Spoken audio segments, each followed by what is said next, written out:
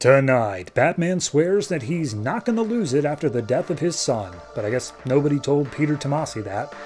Katana is told that she's kind of weird for staying so devoted to her dead husband. By her dead husband. And I swear to God, if I never see Deathstroke again, it'll be too soon. All that and more tonight on the Not So New 52.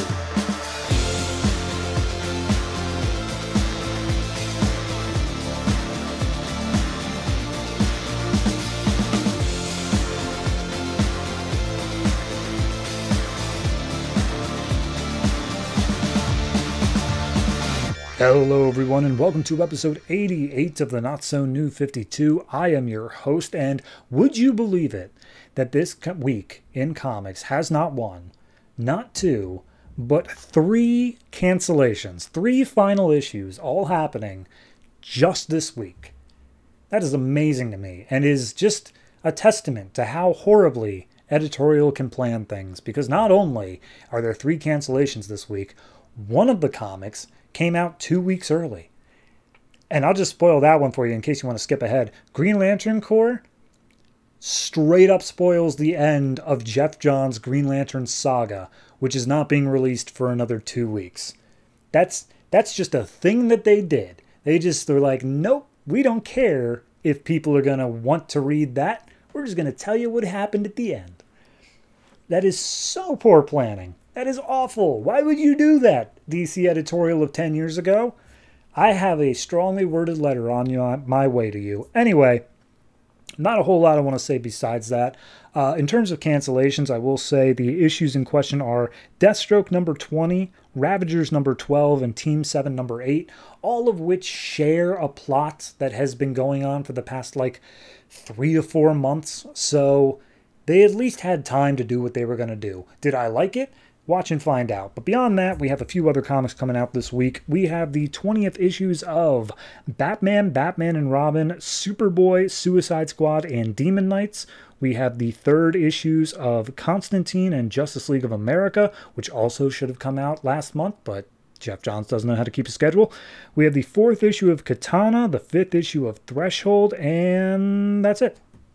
Because I said the other two earlier on, I thought that I had more, but I didn't. So yeah, now I will go ahead and say this again as a warning. I'm about to do Green Lantern Corps, and I'll give another warning as I'm about to start it, but if you don't want to hear spoilers, it's okay to skip that one. None of the others, though. You got to listen to all the other ones. But that one, you can skip. So, spoilers in 3, 2...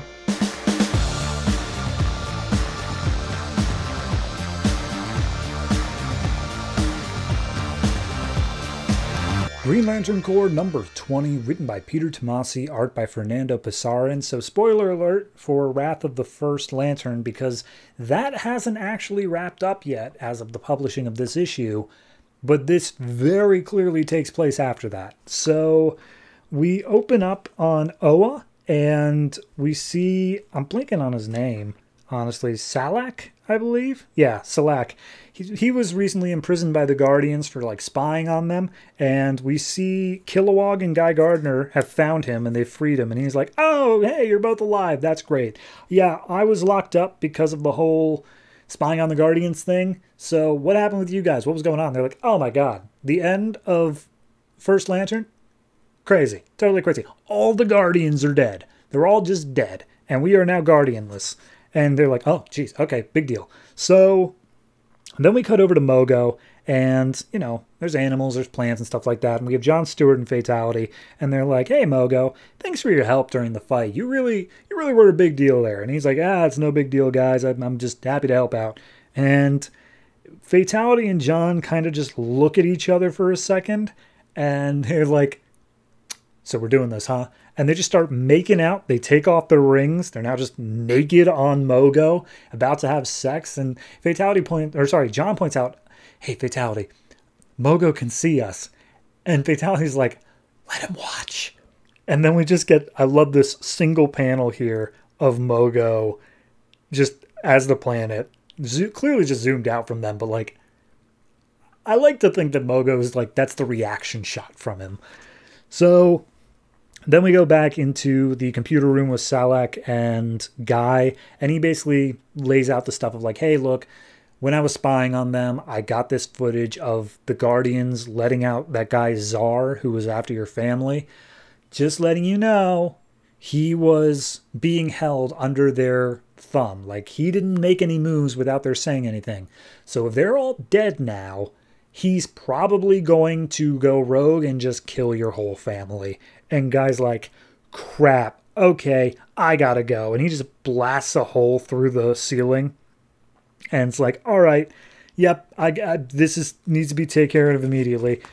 So then we see Saint Walker. He's just given a big pep talk, kind of like a recruitment drive for the Blue Lanterns to a bunch of the Green Lanterns. And he's like, hey, everybody, things are going to be okay. Like, you got to have hope, okay? Everything's going to be fine. And then Guy comes down and he's like, hey, I need to take you, Saint Walker. We're going now. And he just grabs him by the chest and flies into the air. And St. Walker's like, I was kind of in the middle. Could I just finish that? And he's like, no, it literally cannot wait. I need you to supercharge my ring so I have enough to do this when I get to Earth. So at this point, we cut down to Earth, and already all of these police officers dead, cars crushed, the Gardner residence destroyed, and inside is Guy's dad, his brother and sister, and Czar standing over them like, I expected your little police force to put up more of a fight. This is just sad. So he tells him, like, I'm going to kill you because of your brother, because of him. And I want you to know that this is all his fault. And we see just cutting back and forth, Guy getting more and more charged as we see him entering the solar system and going past Saturn. And St. Walker's like, hey, look, you can stop holding me by the chest. Like, I will just fly with you. Do you want me to be, like, down there? Do you want me to help you out? And he's like, nope, this is a personal thing. I just need you to supercharge me up as we're flying. Just keep doing that. He's like, well, Guy, everything's going to be fine. He's like, yeah, no, if you say all will be well, I swear to God, I'm going to punch you in the face, St. Walker. So then back down on Earth, we see Guy's dad pull out a gun, tries using it against Czar to save his kids. Doesn't work, because why would it? And Czar even calls him out. It's like, you do understand the cops used all of their ammo and it did nothing. Why did you think it was going to work? And then we see Guy finally, he tells St. Walker, like, okay, that's good enough, as he hits 325%. He's just getting past the moon, and he, like, you can see him tearing down, like, the American flag on the moon just by flying by it so quick. And Czar's like, by the way, I'm going to record killing you so that way I can play back for Guy when I kill him. So who wants to smile for the camera first? And at that point, Guy finally arrives. He just immediately incinerates Czar as he's screaming his name, and just gone. He's just dust. There is literally a carbon footprint on the wall. So at that point, Guy's like, hey guys, sorry. I mean, is everyone okay? And his dad kind of chews him out like, yeah, all because you put us in danger to begin with. And the sister comes out like, Dad, shut up. Guy's the one who saved us. So at that point, we see the siblings all go on a camping trip, and they're just roasting marshmallows over a fire. And Guy's like, hey, I think I'm going to stick around for a while. I think, space, like, I did all my stuff up there. I kind of want to just live the quiet Baltimore life, I kind of want to just chill out with you guys for a while. Maybe, like, not forever, just like 3 or 4 months. So, yeah, let's give it a shot. And then we see day by day, like, he gets some food thrown at him by a kid in the grocery store. He has to go to the DMV. There's some people stealing tires, and he just, without even thinking, just stops it with bubbles. He goes to the dentist. He gets a beer spilled on him in an Orioles game. Cable guy doesn't show up on time. He misses his putt in mini golf. And this is just day 1, day 2, day 3. Each thing is its own separate day.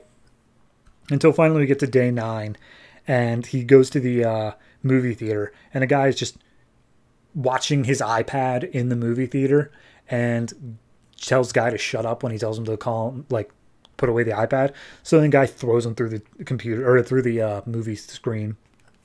And then finally on day 10, we see the whole family is playing cards. Guy's not even paying any attention to it. He goes out, he looks up at the stars, and the brother and sister are like, hey man, we get it. We know this quiet life ain't for you. Go on up there, be yourself, be Guy Gardner. And he's like, hey man, yeah, I love you guys. See you later. So at that point, we see there was a side bet, and the sister lost because she bet that he would at least last 20 days. And the brother's like, nah, that was never going to happen. So, yeah. And then we see Guy flying away.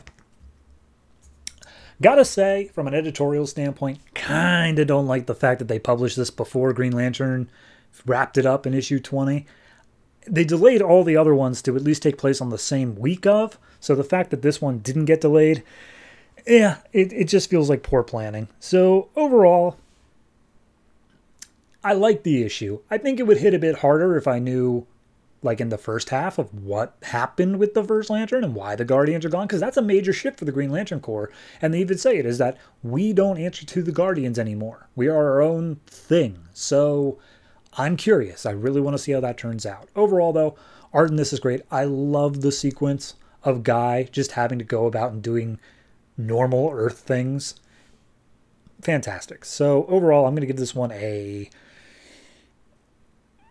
I'm going to give it an 8. I think it's really solid. You know what? 8.5. That's what I was debating between, and honestly, I think it earned the 8.5. It's just a solid little wrap-up issue. I can't say that I really care that it fits in with Wrath of the First Lantern. This could easily stand all on its own, but I like that they set up this Czar stuff to begin with. They wrap up all these loose ends. This is just a nice little capper issue, and I don't see anything wrong with that.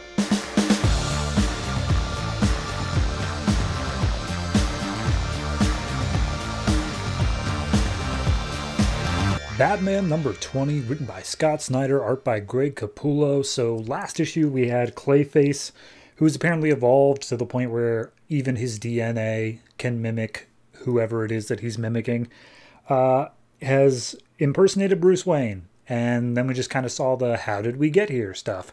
So we see that Bruce is being attacked by Clayface up in Wayne Enterprises, and he's like, hey, you might be able to get away for a second, but no matter what, I'm going to get you. And he throws a Batmobile at Bruce, who dives out of the way. And then Bruce says, hey, Batbots, voice activate, go after Clayface. And the Batbots are like, okay, boss. And then Clayface imitates Bruce's voice, says, hey, Batbots, deactivate. And they're like, okay, boss. So then Clayface, as Bruce is just running away, gives this whole, like, here's what I did and how I did it. And basically, once he realized that his DNA was no longer in there anymore and he was perfectly mimicking DNA, he started extorting rich people and saying, like, hey, if you don't give me a bunch of money, I'm going to put your DNA or your fingerprints or whatever at these crime scenes, and I'm going to implicate you in these horrible things. And one of them, Brian Wade, who was the guy who got murdered last issue, he wasn't playing ball. He was not going to be extorted. So Clayface made an example of him. And he says, now I'm going to do the same thing to you, Bruce. You weren't willing to play ball, so down the hatch. And he swallows Bruce. And then we see over in a trash compactor, Lucius Fawkes is already asleep inside, or knocked out, it seems. Clayface comes in, says, hey, got you company, spits out Bruce and tells him, don't worry, unless he can hold his breath for 7 minutes, he's already dead. So bye. And Lucius tells him, you're not going to get away with it. We'll find you. And he's like, yeah, okay, sure. So Bruce, of course, is fine. He wakes up and Lucius is like, how in the hell did you survive that? And he's like, don't worry about it. So he starts questioning Lucius. Is there any way out of this place? And he's like, nope, this is all of our, like, super high-tech stuff that we can't let fall into the wrong hands, so there's absolutely no way to stop this at all. And also, we gut all of the weapons that we make here so that they aren't able to work even if we have them stolen. And he's like, okay, so not a lot of options, and the walls start closing in. But first, they see Lucius has an idea of a bat suit that's in here, and he's like, wait, we didn't completely gut this one. It still has some functionality. I'll put it on and I'll deal with it. And Bruce is like, maybe I should put it on. He's like, why would you do that, Bruce? You don't know the inner workings. You're not Batman. He's like, yeah, okay, but I'm still going to put on the suit. So then we cut to outside the trash compactor, and just busting through these, like, solid 2 feet of steel comes the Batman Beyond suit. And Bruce is like, okay, why did we toss this out? And he's like, oh, it's, like, not even close to cost effective. There's also other reasons, but we're not going to deal with them now. And Bruce is like, okay, I'm going to go get Batman right now. And then I'll go to the hospital afterwards, but I'm going to get Batman first. And he'll call you up and tell you what he needs, so just be by the phone. And Lucius is like, okay, boss. So then we go to right after the whole Bruce has taken the bank hostage stuff. He's driving down the streets, evading some cops on a motorcycle. He lets out some little clay tendrils that end up flipping the motorcycle cops' bikes over, and he just manages to get away. And he makes his way seemingly to Wayne Enterprises again, which is why I'm not sure why he headed back, but regardless, he did. And he goes up to one of the floors, and all of a sudden, door opens early. He's like, wait a minute, this isn't the right place to go. And Batman is now in a basically scuba suit so that Clayface can't touch him. And he's like, oh, it's your stop, all right. And he starts beating up Clayface. Clayface is like, all right, you want to go? Let's go, Batman. And I'm going to break through that scuba suit, and I'm going to touch your face so I can steal your DNA and see who you really are. And Batman's like, okay, well, let's not let that happen. So he sprays him with some acid. Doesn't work anymore. He gets dangled out a window by Clayface, who starts like imitating Penguin and Joker and Riddler, and they're all congratulating Clayface like, oh, you finally did it, Basil, good job. So then Bruce throws out a freezing thing, trying to freeze Clayface. Once again, doesn't completely work, but he's like, all right, last ditch effort, here I go, electricity. It's always worked before. And he shocks Clayface and doesn't work. So at this point, Clayface punctures Batman's scuba suit. The police arrive up on the top floor, and he's like, well, I mean, I can easily blend in again, so this doesn't really make any difference, but I want you guys to know who Batman is while you're here. And he grabs Batman's face with his clay tendrils, and he's like, all right, let's get the DNA. And he transforms into Bruce Wayne, and he's like, yep, Bruce Wayne is Batman. And all the cops are like, what? Are you serious? And then Batman calls to Lucius saying, do it now. And this huge canister, it's like a giant glass cup, just comes down on top of Clayface as Bruce. And he's like, oh, this super containment chamber thing is DNA recognized. And the only person who I know that you don't have the DNA for anymore is Basil Karlo. So that's the DNA that's needed to unlock it. So you're trapped in there, buddy. And he's like, okay, whatever, Bruce. Like, but I revealed your secret. Everyone knows you're Batman now. And then Batman pulls off some, like, mesh off of his face. And he's like, this mesh is Bruce Wayne's DNA. I grabbed it beforehand because I thought you might try something like that. And I know you already had Bruce's DNA, so it wouldn't matter at all. And he tosses it aside and said, by the way, I need to take Bruce Wayne to the hospital because he's really hurting right now. And Clayface is just super pissed off in the canister. He's like, oh yeah, go deal with your rich friend. He's such a dick. When I saw him, when I grabbed his DNA, his son was there next to him, talking to him, and he didn't look like he cared about his son at all. He's a bad dad. And then he transforms into Damian as he's saying this. And Batman gets pissed. He starts kicking and punching at the glass, telling him to shut his damn mouth. And Jim Gordon's like, Batman, you cool? And he's like, yeah, I'm cool. So he walks out. We see later on at the Batcave, Alfred's patching up Batman. And they're like, oh, yeah, no, he'll be fine. I'm sure he'll somehow get out again, but whatever. It'll just come in the future. And Batman tells Alfred, look, I'm not losing it. I'm not going down that bad path. Don't read Batman and Robin. That stuff's not happening. And, yeah, everything's cool. And Alfred says, okay, no, I believe you. But maybe we can both watch the old videos again. And so they both put on some VR goggles, and we see them continuing the video of Batman and Robin against whoever that guy was in the flower truck. And Bruce just sheds a single tear as Alfred comforts him. The end. I like it. I think for a nice little 2-issue story arc, it boosts Clayface to a new level of, okay, he's got this new power set. It's different than it was before. We're not quite sure how to beat him yet. He doesn't have any clear weaknesses, which makes him a more, I don't want to say stronger, but a more formed against villain, I guess. Well-formed. And then, just to be able to turn it back onto the Robin thing at the end there. Because really this didn't have anything to do with Robin. And to be able to switch that back over and say, like, no, Clayface is able, even if he didn't know it, he was able to imitate Robin to Batman. It's this little extra something that just hits super hard. So overall, I'm going to give this one I'll give it an 8.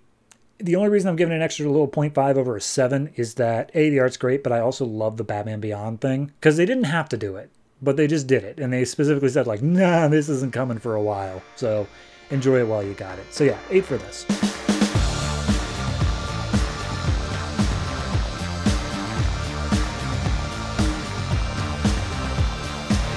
Batman and Robin number 20, written by Peter Tomasi, art by Patrick Gleason and Cliff Richards. So this is technically Batman and Red Hood instead of Batman and Robin.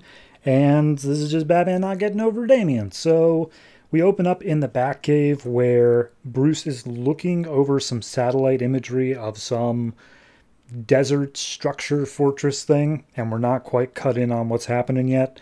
And Alfred calls in saying, Master Bruce, there's a guest here. It's Kelly from last issue. You know, the whole person who was teaching Damian acting, which they do confirm that is what it was. And basically he's like, all right, whatever, I'll be right up. So he comes up and he says, hey, what are you doing here? And she's like, why am I not allowed to see Damian anymore? He's a cool kid and I liked teaching him. And he's like, yeah, well, that has to stop now. I gave you $10,000, which is more than enough to cover the acting stuff. And she pulls out most of the money and is like, nah, here you go. I don't take money I didn't earn. Enough to cover the back lesson, sure. But like, I want to hang out with Damian again. Like, what's the big deal? And Bruce is like, okay, well, why was he taking acting lessons? How about you tell me that? And she's like, I don't know. This is something that he wanted to try to do. He just likes bettering himself, I guess. So she starts looking at like all the pictures and stuff on the mantelpiece and is playing the piano there and saying like, oh yeah, well, it's looks like this is a nice looking family, but I'm wondering if that's all there really is to it. And Bruce basically says like, look, you're not required anymore. And Carrie calls him out and saying like, who made that decision? Is that you or was that him? And Bruce says, he's studying abroad. He left. He's in another country and he won't be back for several years. And Carrie's like, that's weird. He never brought it up. Yeah, nah, he didn't. I guess you're not as close friends as you thought. Anyway, you can leave. And we see Titus come up and immediately takes a liking to Carrie. And she quotes Titus Andronicus, which is where I guess Damian got the name from. And Alfred's like, oh, I kind of like her. She's nice. She knows Shakespeare. So at that point, Bruce doubles down and just says, okay, get out of my house. I tried to be polite. Get out. Like, Alfred will show you the door. Goodbye. And at that point, Alfred's like, hey, I know Damian is not here anymore, but would you maybe like a job walking our dog since he really seems to take a liking to you? And she's like, yeah, sure. What about him? He's like, don't worry about him. So then we see Jason has joined Bruce in the cave as Red Hood, and he's like, hey, in my book there was this whole thing going on where I got like Joker gassed when I came to help after death of the family. Thanks for taking care of me. I'm gonna get going now though because my own book is doing some stuff. See Red Hood 19 after this. And they're like, okay, but Jason, I need your help. Ethiopia, there's this cadre of international bounty hunters. They came after my son. They came after Damian when the bounty was put on his head. I'm going to go teach them that that is not okay. And I want you to join me. And he's like, okay, why? And he pulls out the hood and he's like, because all I'm seeing is red. So they go into Ethiopia, drop in with like a weird bat bike / tumbler, and just start opening fire. And Batman makes the point of hands, elbows, and knees only. Like, no shooting at vital points. And Red Hood's like, yeah, no, totally. I'm all about that. And they just start crippling all these guys. And as they're fighting, basically Red Hood opens up and he's like, hey, it really means a lot to me that you've invited me out here. And like you trust talking to me during such a sensitive time in your life. And that you're really opening up. It really is. It means a lot. And he's like, yep, nope, but like, don't thank me. It's no problem. Just keep on beating people up. So at one point, Batman uses some weird electrical thing in his gloves to basically cut all of the nerves in one of the guy's hands so he'll never be able to use them again. And he's like, now I'm leaving you alive so that you can tell everybody else in your group to back off, to never join this again, or I will be back. And yes, I'm leaving everyone else alive too, but like I'm leaving you alive specifically for that purpose. And so he throws him down. They hop back in the Batmobile, and Red Hood's like, okay, well, I mean, that's cool. And after they start driving again, they realize they're not going, Red Hood realizes they're not going back in the same direction. So he's like, Bruce, what's the real reason you brought me here? And he's like, okay, we're coming up on the place where, don't get angry, you died before. And I really don't like thinking about it, but you came back from the dead. Somehow, some way that we barely established in New 52 continuity, you came back from the dead. Can you please tell me what it was so I can use it on my son? And Jason just freaks out, and he's like, why would you think I'd want to revisit this? I have done everything in my potential to move past this. And Batman's like, okay, I don't really care.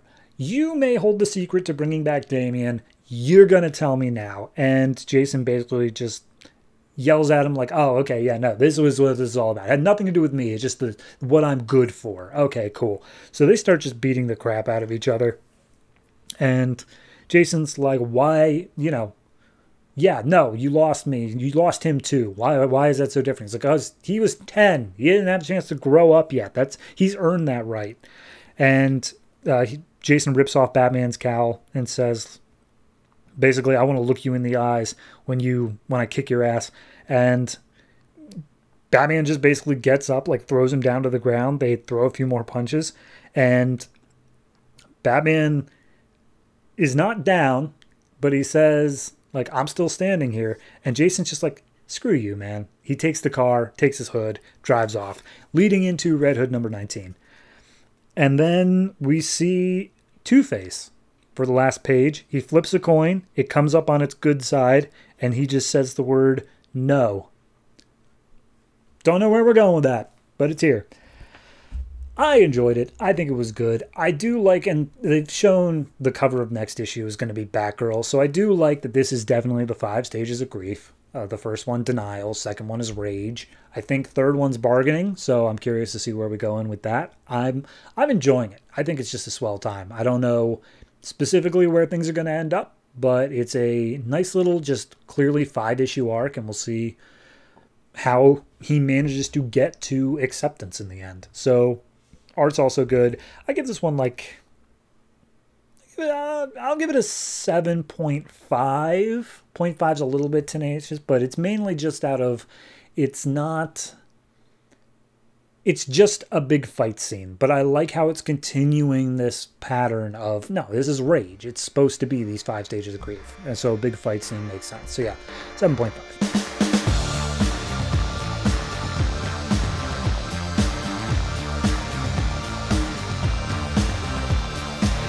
Superboy number 20, written by Justin Jordan, art by like 4 different artists, ChrisCross, Kenneth, Rocafort, RB Silva, and according to my trade, Rob Lean, but that wasn't in my original file here.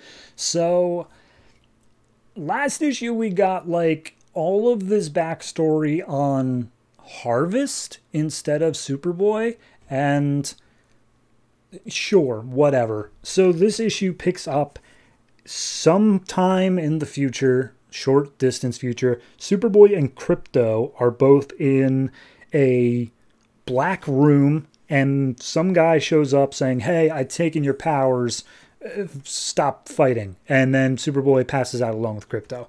And then we go back to quote unquote now, when Superboy is on the phone with Bunker saying, hey, I know I returned all the money, but I still feel bad, so I'm going to turn myself into the police. And as he's about to do that, Dr. Psycho comes up from behind and says, hey, I want to help you. And he's like, nah, I'm just going to go turn myself. That's like, that has nothing to do with anybody else. I'm just going to go do that, so bye. And he's like, okay, well, hold on. I know where you came from. And that gets Superboy's attention. But then all of a sudden, Superboy throws Dr. Psycho like across the street, and a car crashes into Superboy. Turns out somebody threw it. And as Dr. Psycho looks around, he sees a big purple horn guy named Dreadnought. And he seems to be aware of Dreadnought. He's like, oh, they sent Dreadnoughts. Oh, I'm flattered that they're coming after him with that. So at that point, Superboy, like, powers up and he's super pissed off. And it looks like Dreadnought is about to attack Dr. Psycho, and he's saying, give me the drone. And Superboy rushes in and starts beating up Dreadnought as best he can. And when I say as best he can, I mean he gets smacked down pretty hard. And he goes flying a little bit. Dr. Psycho's like, hey, here's the thing. I might be able to help, but I need you to distract the big purple guy. And he's like, I was already doing that. So do whatever you're doing, little tiny man. So Dr. Psycho sits down and starts meditating in order to let his psychic abilities like reach out across the battlefield. He follows this psychic trail from Dreadnought to a little green alien looking dude on a nearby rooftop named Siphon. And he goes back into his body and is like, okay, Siphon is using Superboy's energy, like his Psi TK energy, to power up Dreadnought so that he's even stronger, and then they're just going to keep doing that until they beat Superboy. And that's the plan. And Dr. Psycho relays all of this to Superboy. It seems like half of it's via vocals, but the other half is like actual words. Actual words in his head, like telepathically. At one point, he then says, like, okay, here's the thing. These guys work for Hive, and their whole thing is psionic energy. So that's our new villain, Hive. And Superboy's like, okay, whatever. As long as I can beat them, cool. And we see Dr. Psycho climbs up the rooftop. He throws a brick at Siphon's head, which is enough to distract Siphon enough that Dreadnought becomes weak enough that Superboy's able to do something about it. And Siphon starts attacking Dr. Psycho instead.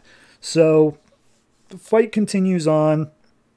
We see Dreadnought still getting the upper hand on Superboy, just barely, as Psycho is beating the crap out of Siphon. And Siphon calls for Dreadnought's assistance. He distracts Dreadnought long enough that Superboy drops a huge chunk of street on him and hurls him out into the nearby harbor. And then he goes up to the rooftop, grabs Siphon, and just like flicks him. And that's enough to knock him out. So then Psycho and Superboy look at each other, and he's like, hey, Superboy, here's the thing.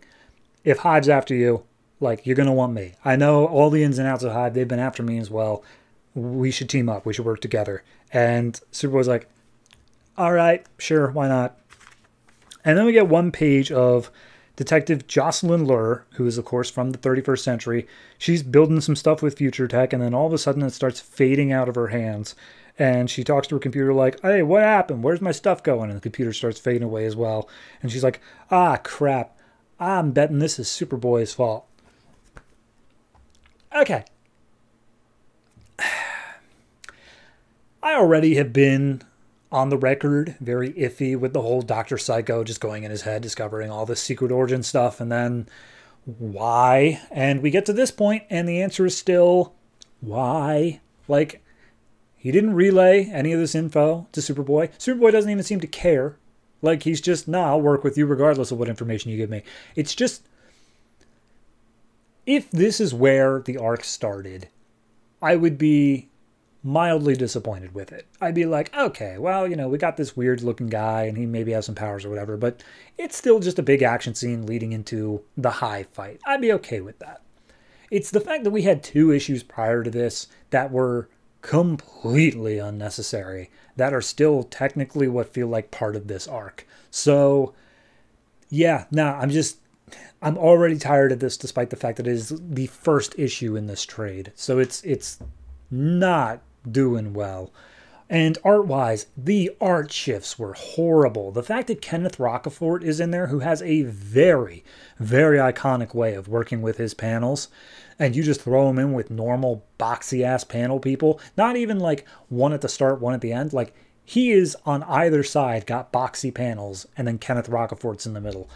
It's just a mess. The whole thing is just a mess. I got to give this one low marks. So I'm going to give it like a 2. I didn't find anything in this really that enjoyable. The only reason that I'm willing to give it as high of a 2 is that at the very least it is the start of an arc. It has potential to get better, but like not much. I mean, I guess anything it does better is going to be better, but I don't trust it is what I'm saying. So yeah, 2.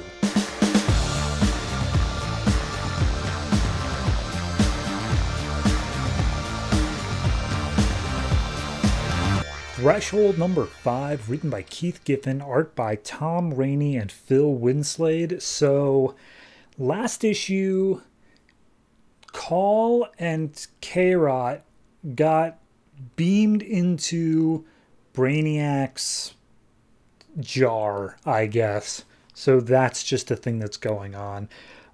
This issue picks up with Stealth talking to whoever that one girl is who's like Ember, who's trying to follow her around and get some tips. They all see that this building's been beamed up and they're like, huh, that's weird.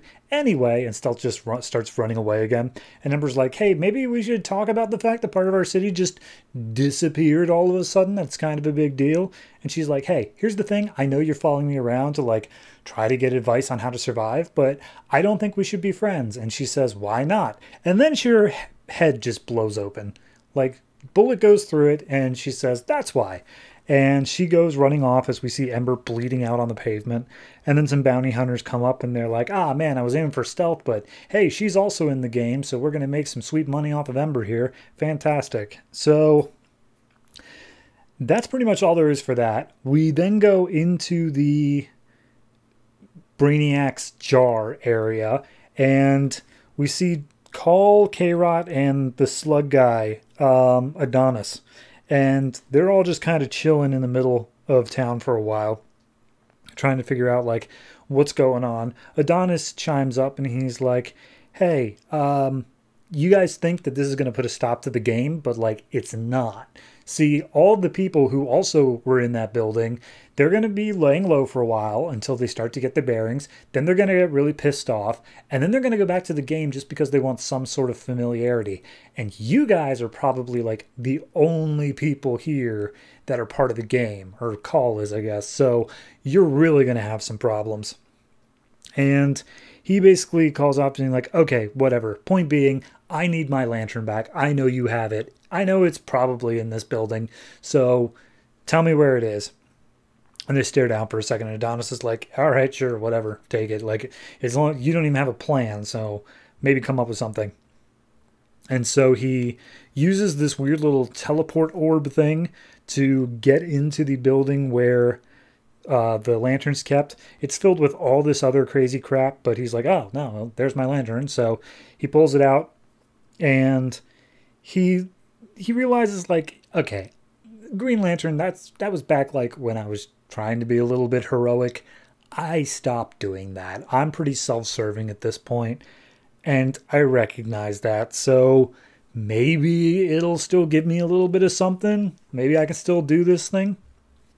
And we cut down to K-Rot and Adonis, who are talking, basically saying, like, yeah, no, Call is, like, super selfish and self-centered. He is not a hero at all.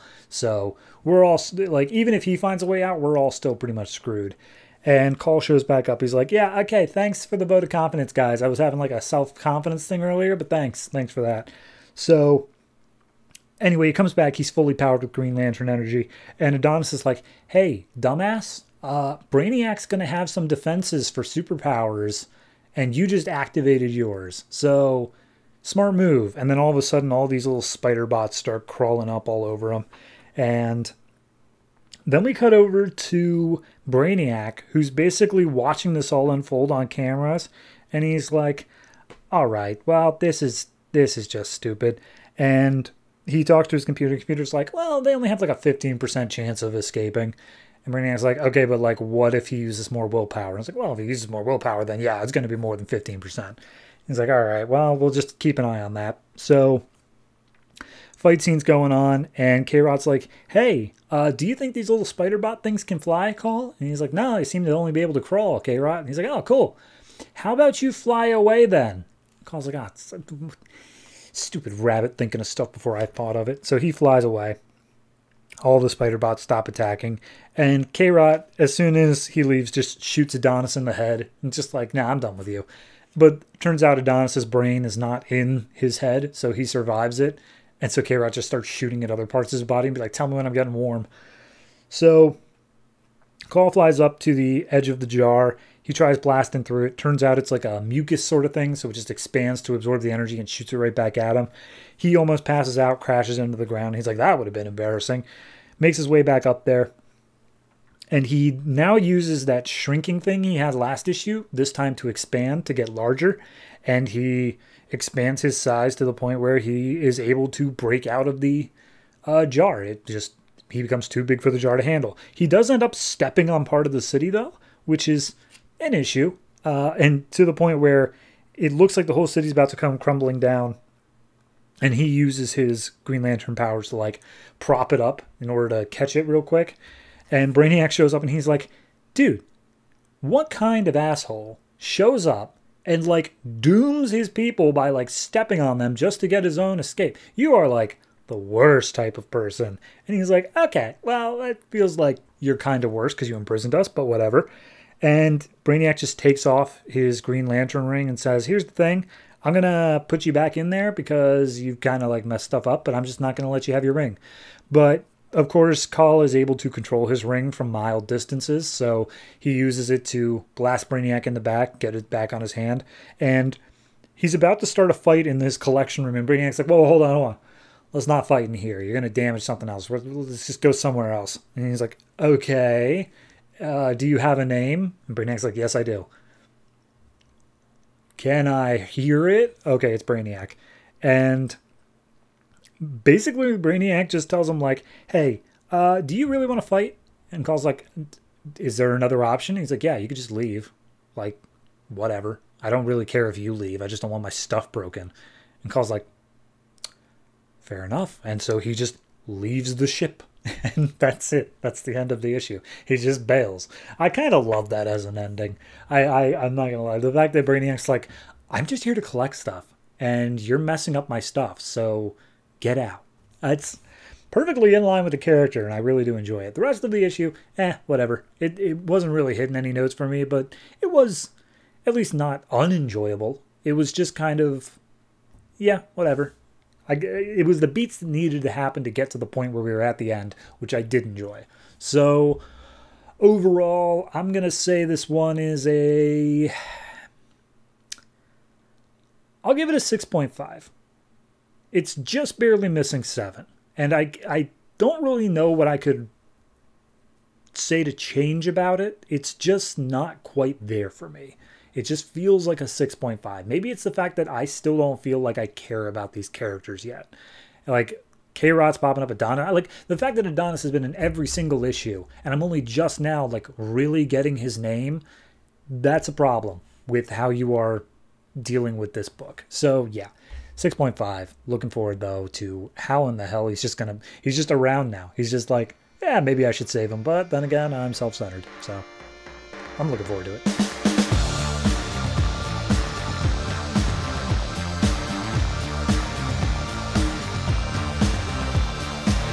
Justice League of America number 3, written by Geoff Johns, art by David Finch. So last issue, the team went out into the field to find the secret society and they were jumped by evil Trinity. So this issue picks up with Green Arrow just being like, man, I want to join their stupid team. Why don't they let me join their dumb little league? And then we see the public service announcement from Stargirl about like the JLA is here to help you. And we see she's on the phone with her mom saying like, oh yeah, mom, like I know it's corny, like please don't record it, but like, yeah, no, it's super cool too. And then Amanda Waller walks in and just like, hey, here's your talking points. Here's the things that you need to talk to the press to next time. Like, just get this out there. And she's like, yeah, I heard Colonel Trevor saying something about us going out in the field, so I don't think I'm going to have time for the whole PR thing. And Waller's just like, no, you're never going out in the field. Your whole thing is PR.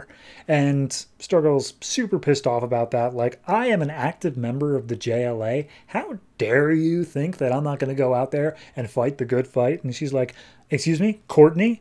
yeah, we know your real name, we know your mom, we also know your dad and all the bad things he did, so you're gonna go ahead and do whatever we're telling you to do. Got it? And then we cut over to the fight between Evil Trinity and the JLA. And everyone's like, oh my God, Wonder Woman's attacking Steve Trevor and Batman's fighting us too. And everyone's just kind of freaking out about that. Katana jumps in and she slices Wonder Woman's lasso with her sword. And she's like, oh, that's weird. I shouldn't be able to do that. And so she just cuts off Wonder Woman's head, which freaks out Colonel Trevor. And then Steve looks over and just like, oh, okay, they're robots, guys. Did anybody else not know they're robots? And Manhunter and Hawkman are like, no, they're obviously robots. That's like, come on, Trevor, get with it. So at that point, Manhunter's grappling with Superman. Hawkman's beating the crap out of the Batman one. And Catwoman jumps in and is just like, oh, hold on, let me get a handle on the Batman robot. I got something for that. So at this point, Vibe comes up and he's like, hey, Colonel Trevor, this is my first time really seeing such a big battle thing going on, kind of freaking out a little bit. And Colonel Trevor like tackles him, gets him down, and he's like, hey, yeah, maybe this is the wrong time to mention this, but like, I had a bag of chips got stuck in the vending machine back at HQ, so I used my Vibe powers to like shake it free, but I kind of broke open the whole vending machine. And Trevor's like, what are you talking about, man? Get your head in the game. He's like, no, just hear me out. Like, maybe I can use my Vibe powers against these machines as well, and it'll like break them open. And so he tries to aim it at them, but he ends up hitting a couple of his own teammates at the same time. And Trevor's like, dude, shut it down. He's like, hold on, I got it. So he takes out the whole Evil Trinity, the robots, and Catwoman goes over, picks up Batman's head, and he's like, oh, it's a souvenir for the cat cave. So at this point, Katana holds her sword against Catwoman's neck, and she's like, this isn't me. This is my sword. My sword doesn't trust Catwoman and thinks that she's going to betray us because she disappeared right before the fight, and then all of a sudden, everyone was tipped off that we were showing up. And Manhunter's like, don't get me wrong, good theory, but I just probed her mind. She didn't talk to nobody, so it ain't her. And Katana's like, all right, fair enough. I'll trust your psychic abilities. So they go through the whole forest, and all they manage to find is a roof shingle and a piece of broken stained glass. And they report back to Waller, and Waller's like, that's it? He's like, yeah, well, they must have a mobile base of operations. Like whatever mansion Green Arrow said he saw, it just literally got up and moved. So that's what we're working on right now. However, all the robot pieces that we assembled, we managed to piece together that this is Dr. Ivo. And if he's back in the game, because we thought he was dead, this is something super dangerous, and we should probably tell Dr. Stone, who's Cyborg's dad. And Waller's immediately shutting that down of, no, he'll tell Cyborg, Cyborg will tell the League, and then all of a sudden the JLA is all just like, you know, not sanctioned anymore. So we're just going to keep this under wraps, and they don't know anything about the robots. So then we cut over, and Trevor's giving basically the info dump of, all right, everybody, yeah, they had cameras in their eyes, but because of Vibe's powers to mess with the frequencies of blah, blah, blah, nobody could see who was on the team, which means Catwoman is still technically a secret. So what we're going to do is we're going to use her to infiltrate the secret society. And then the events of Catwoman 19 happen. That was just poor planning. Catwoman 19 happens in the middle of this book. But anyway, she breaks into a place. She it purposely triggers a laser perimeter thing. She has the JLA chasing after her. And at this point, though, Green Arrow, not knowing the plan, jumps in to stop Catwoman. And everyone's like, Green Arrow, you goddamn idiot. You almost ruined the whole thing by like making us seem like we're not able to catch Catwoman. Like, yeah, no, this is all just a ploy to lure out the secret society, but we had to make it look real. And Green Arrow's like, ah, okay, well, now I know Catwoman's on your team, and if you don't want me to go out and tell that to the press, you got to let me join the JLA. And Trevor's like, fine, whatever. So Catwoman gets sent to Arkham. Her issue happens in her own book. Then she gets out, and she's like, okay, well, I just got to wait around for the society to know that I'm looking to join. And she is almost immediately met up with Signal Man and Blockbuster. And Blockbuster just knocks out Catwoman. And when she comes to, she's tied to a chair, and she's trying to talk to Trevor through comms and just like, hey, Trevor, I think I'm in. So, yeah, pretty packed issue. A lot happening.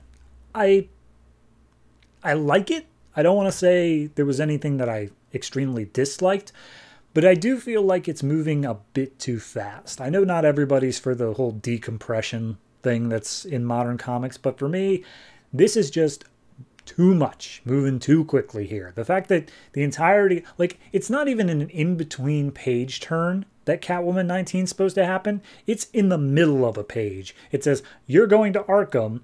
48 hours later, I'm breaking out of Arkham. It's just, slow down. Just a touch, just a hair. But I like all the character stuff. I like how they're building the team.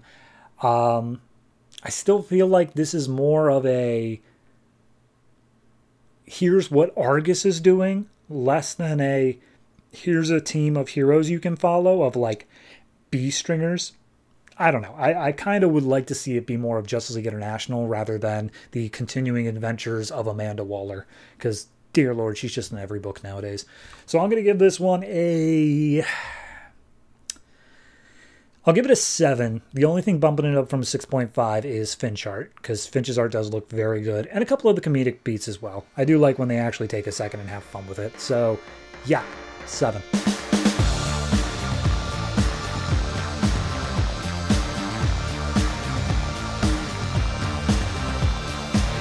Katana number 4, written by Nocenti, art by Alex Sanchez. So last issue, Katana's katana broke, and all the souls inside managed to escape. And so this issue picks up immediately after that. She sees all the souls standing around. Seems like there's only like 5, give or take, and Killer Croc is there. And all of a sudden there's this young girl soul that immediately jumps off the boat they're on, takes a piece of Katana's sword along with her, and is like, I'm gonna go cut some stuff. And that's she just swims away. She'll show up later. Then we see the remaining 4 souls, which are a weird looking like samurai that also has pointy ears, a dragon, Katana's ex-husband, dead husband, I don't know how you'd say that, and Creeper, which is a guy we established somewhat before. So at that point, Katana lunges after Croc. He just backhand her away. She lunges again. He continues to backhand her away and just like, stop it. I'm going to keep doing this if you keep on attacking me. And then Creeper's like, hey, Katana, hey, here's the thing.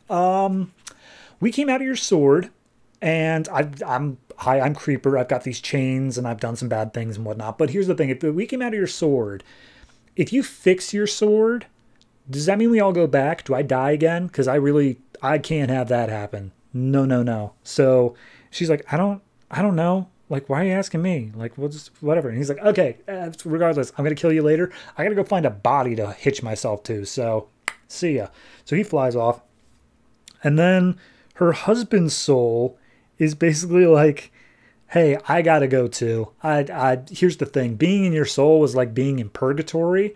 Like, it was just me sitting at a bus stop for a bus that was never going to come. It was maddening. Also, why didn't you just get over me? Do you think I wanted you to just like waste your life away sleeping with a piece of steel? No, like, go fall in love with someone else. Live your life. Be happy. What are you doing?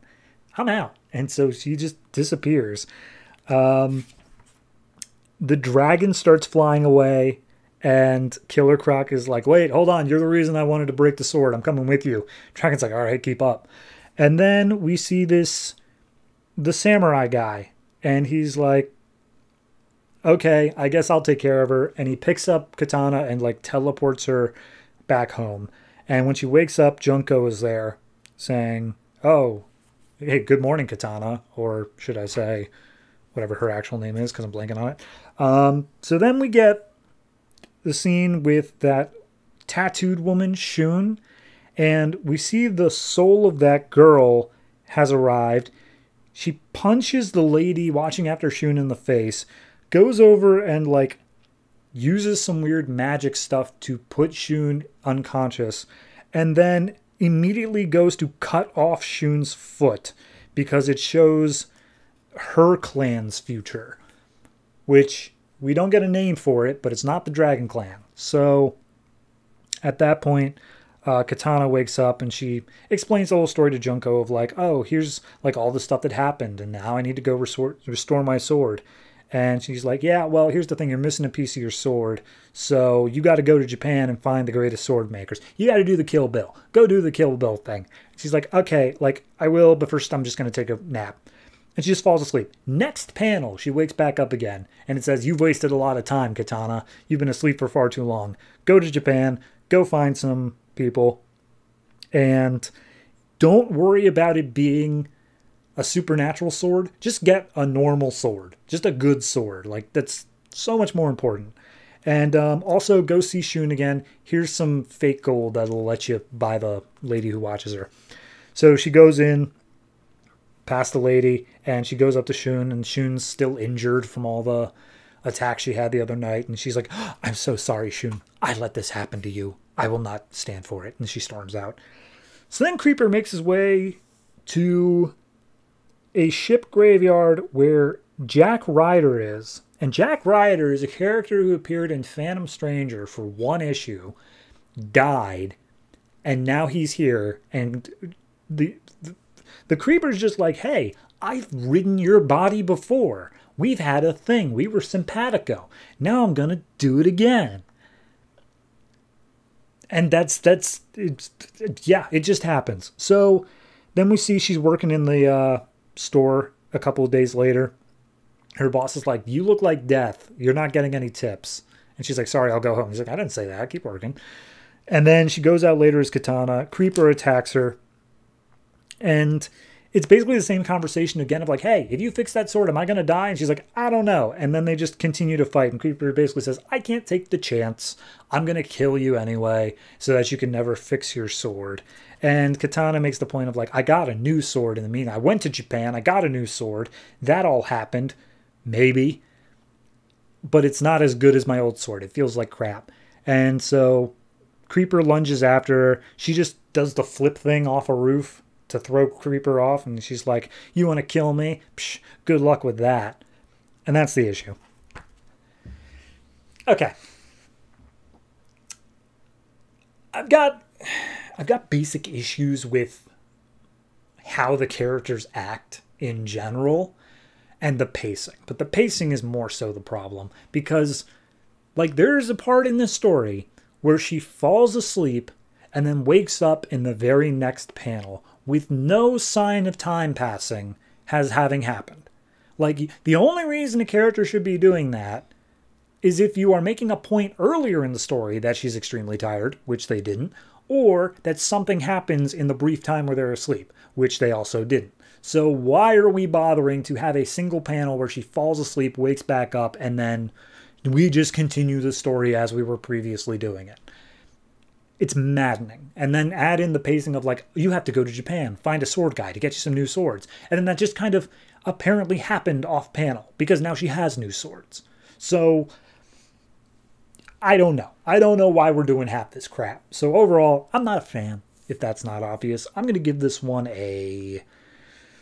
I'll give it a 2.5. And the only reason for that 0.5 is that at least I followed it.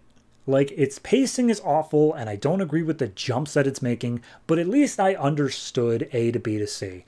But that is such a mild, like, compliment on this general critique that it's barely worth that 0.5 bump.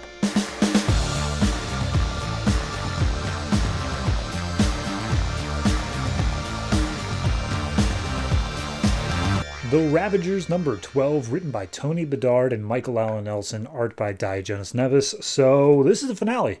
This is the final issue of Ravagers. And last issue, Deathstroke was going around just killing everyone indiscriminately. And Caitlin discovered a whole bunch of clones underneath the base. So this picks up with Deathstroke still going around killing people. It's Thunder, Lightning, Terra, and Beast Boy all against him, and Thunder and Lightning just immediately bite the dust. Just stab through the chest, totally gone. And he goes over to attack Beast Boy, but then Terra jumps in saying, no, not him, and Deathstroke stabs her instead. And Beast Boy reaches out a hand, being like, no, Terra, please, and she just disappears in front of him, because it doesn't directly kill, it, like, turns them into fire. And Beast Boy starts sobbing, and he's like, what have you done? I loved her. And Deathstroke's like, yeah, I'm on a schedule, and I'm about to send you to her, so can we just get this over with?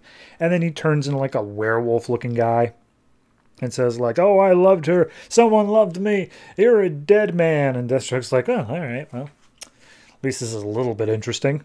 So then we go down to Caitlin and Rose, and Caitlin's basically just having a little bit of a crisis of just like, why are there so many clones made of me? Why was Niles making them? And why did you know about them, Rose? I'm kind of freaking out here. And she's like, I mean, it's whatever. I mean, hey, at least now you know you're not so fancy now that you're not the original. And Caitlin just backhands her into one of the vats saying, I am the original and I'm sick of your crap. I'm going to beat the ever-loving hell out of you. And as she's storming up to do so, the clone from the vat she crashed into comes out and starts attacking her, causing other vats to rupture as well. And now it's just our Caitlin versus all the other clone Caitlins. So, back up top, Deathstroke still attacking Beast Boy. His blade that he's told to be used by Harvest is just cast aside at the moment. So he's dodging hits from Beast Boy until he can get his hands back on the blade. And he's like, yeah, whatever. You guys should be thanking me because Niles isn't really any better than Harvest. Like, you were just going from one bad place to another. And Beast Boy just, shut up! I don't want to hear it! I'm so angry still! And he turns into a Triceratops, crashes into a support beam that Deathstroke tries to warn him about. And, like, the entire building just kind of collapses down on top of him. And Deathstroke's like, ah, geez, okay, well, I was supposed to kill you with this blade, but it looks like you died by just building. So, it's whatever, job's a job. I still got it done. And now he's like, all right, so that's everyone except for Rose and Caitlin. So where are they at? And he walks down a hallway and sees Caitlin fighting off all these decrepit-looking clones and just like, wow, yeah, this job literally never gets boring. So he goes over to Rose, sees her, and just be like, sorry, Rose, part of the job, see you on the other side, stabs her through the stomach. She turns into fire. And then we see Caitlin, who's just bashing open the heads of all these clones and just like, look at you. You're all unstable. None of you are the real thing. I'm the real thing. I don't care what Rose says. You're all nothing, and you can't have my face. And as she's literally beating the crap out of all of them, using parts of other ones of them, when finally the rubble clears, Deathstroke steps up and he's like, hey, they're gone. You did it. Good job. And Caitlin's like, I'm me. I'm me, right? Tell me I'm me. And he's like, if you were reading Team 7, you'd know that I killed the real Caitlin Fairchild when she killed her own father. So, no, you're not the real one. And he stabs her through the stomach, and then that's it. So then we get the little later bit back at the colony. Harvest is talking to Deathstroke, and he's like, oh, good, dude. Enjoyed using the blade? He's like, yeah, magic blade's not really my thing, but it worked out. And Harvest's like, but it's not magic. It's a teleportation blade. You stab them and they show up elsewhere. And he's like, I don't care. It doesn't matter to me. He's like, okay, well, it's also not magic. It's also from the future. But whatever. Fine. Thank you for the job. And here is your payment. And so he brings in Rose. And it turns out that Deathstroke wanted Rose to be free from Harvest control. That was part of the deal instead of payment. And she's like, if I had known this was the deal, that I'd be under you instead, Dad, I would have wanted to die. And she's like, well, that's not really what's going to happen. So anyway, you're free from Harvest. And I also get to pick one other Ravager. So he goes over to the room where everyone else is being kept in like a cryopod. And he picks out Tara. And Rose is like, she's not going to go with you without Beast Boy. And he's like, well, Beast Boy's dead, so that's not even a problem. She's going to come with me, and that's how it's going to go. And so Deathstroke says bye to Harvest, says that they're going to stay out of each other's way, and that's that. Final page is the crater where Beast Boy was. We see a young woman walking up saying, oh, hey, you're here, just like my dad said you'd be. But I wonder, with all of your power, what animal you're most afraid of. Is it the Raven?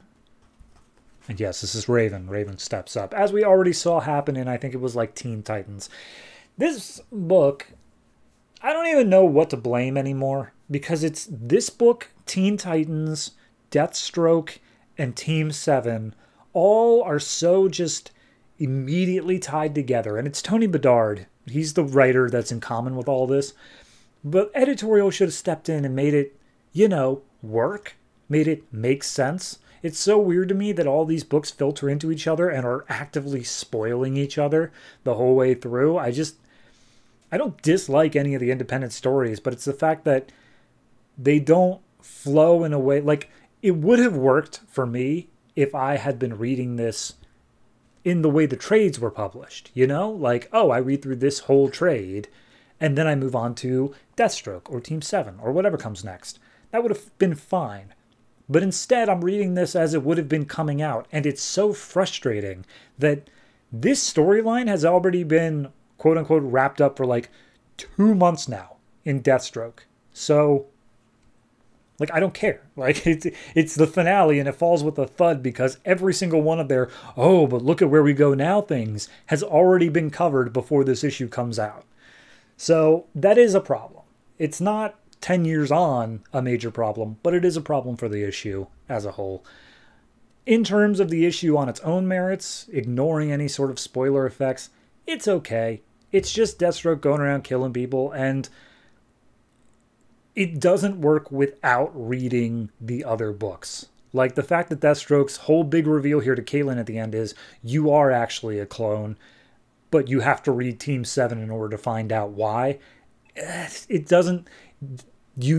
This book somehow doesn't work with the other books and yet relies on the other books to work. So it's a big mess overall. Kind of a tragic ending for the Ravagers. Not in that they all got captured by Harvest. That's whatever. But just the fact that this book never really could stand on its own. It was always beholden to some other thing going on. So I'm going to give this one I'll give it a 6, and that feels a bit generous, but it's where I'm coming down on. So, yeah, Ravagers, lest we forget.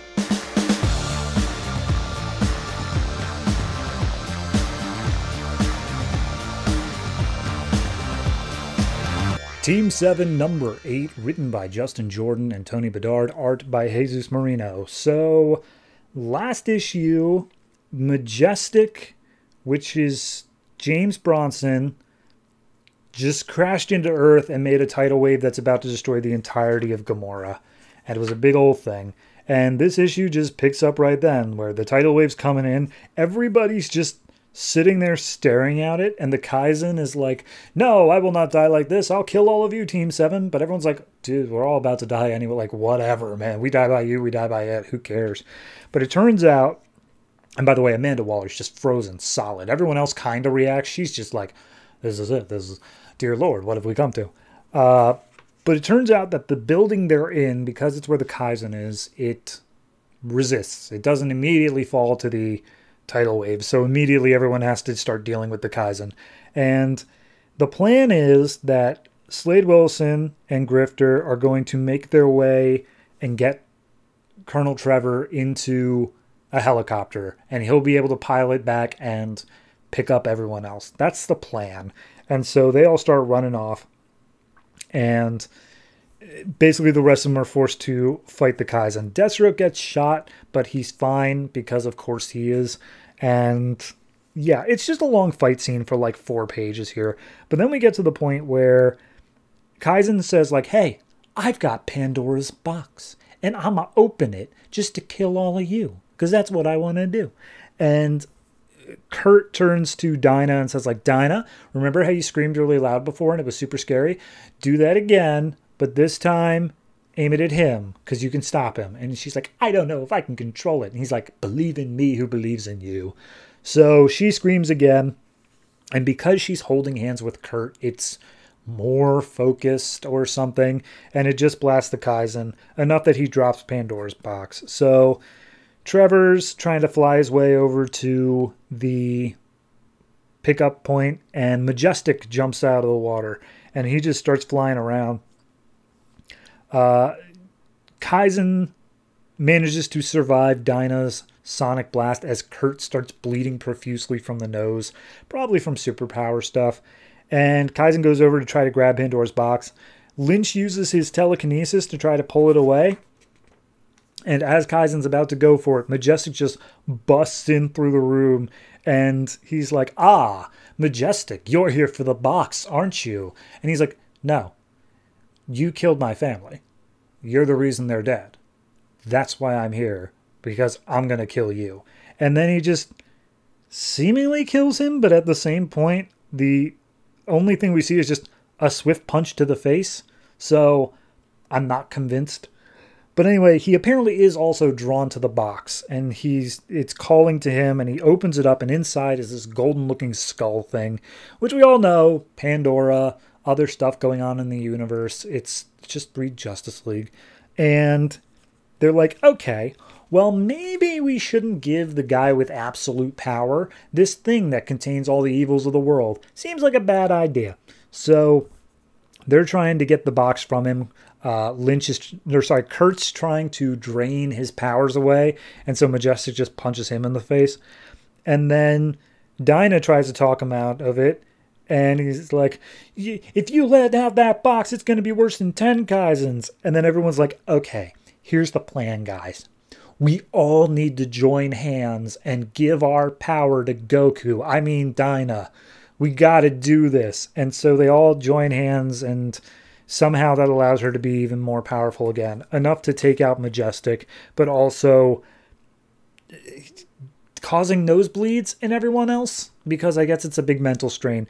But apparently she screamed so hard and for so long that she went above the sound barrier and her screams turned into light. And that was enough to apparently vaporize the entire building. So that was a thing. So anyway, Majestic's nowhere to be seen. We just see Dinah, Waller, and Kurt there. Or not Kurt, Lynch. Dinah can't find Kurt, and she's really freaking out about that. She's like, Kurt, oh my God, I killed my husband. Which finally answers the question of how that happened, because that's been hinted in like 4 different books. And finally we see Lynch. He gets eyes on Pandora's box. He's like, I'm going to go grab it. I want to do Pandora. I'm going to get Pandora's box. And Waller basically says no, punches him in the face, kicks the box into the water so no one can get to it. Or no, sorry, kicks it away, puts it into the box, and then throws the box up to Dinah, and is basically like, get this away, don't let Lynch have it, he's a dick.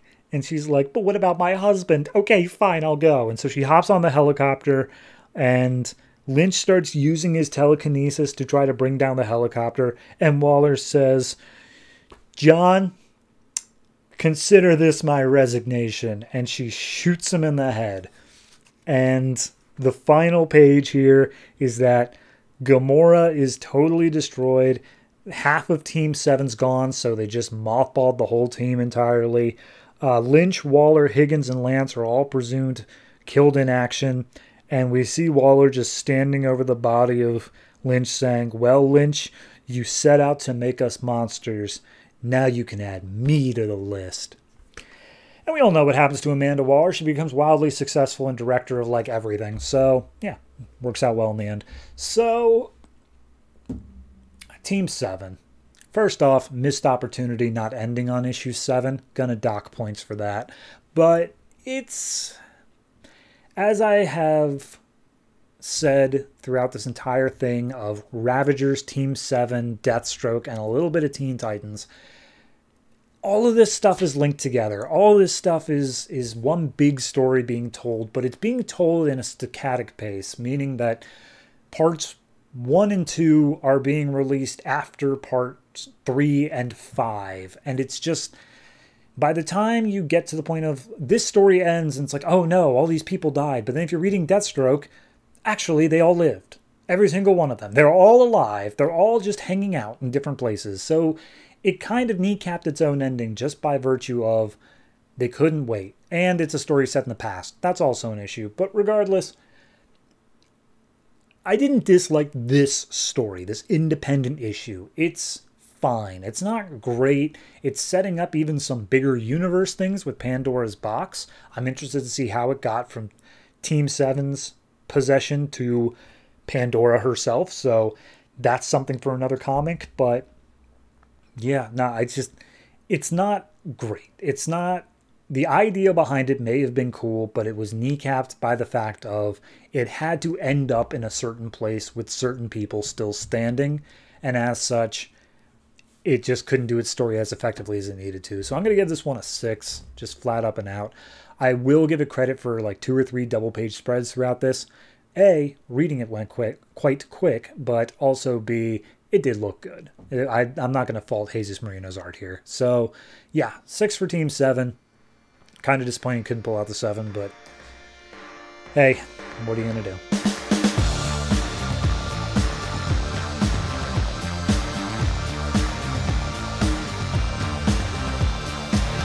Deathstroke number 20, written by Tony Bedard and Justin Jordan, art by Edgar Salazar. So last issue, Jericho took over the body of Majestic and is using it as just basically a killing machine, and he's going to kill everybody. So this issue picks up apparently over the secret island base of John Lynch, where he's got this whole crew working, as well as a plane or an airship above it. And everyone's like, hey, does anyone have eyes on Majestic? We really need to figure him out, especially since a nuke didn't stop him. And then all of a sudden they're hit by Majestic just crashing through the ship. And the ship goes and crashes down onto the secret island base. And we just see Majestic laughing over top of the wreckage. But of course, because the eyes are glowing, we know it's Jericho controlling the body. So then we see the wreckage of the base being destroyed. Deathstroke busts his way out, and he's like, all right, anybody good? Is anyone still alive? And his wife chimes up. She is not okay. And he rushes over, tries pulling off this giant cement block off of her. And she's like, nah, don't worry about it. I'm dead. I'm not going to make it through this. And he apologizes, being like, I'm sorry, I failed this family. It's all my fault. You had every right to hate me. And she's like, you know, I think that Jericho might have been in my head for longer than we think. Because now that he's out, I don't hate you.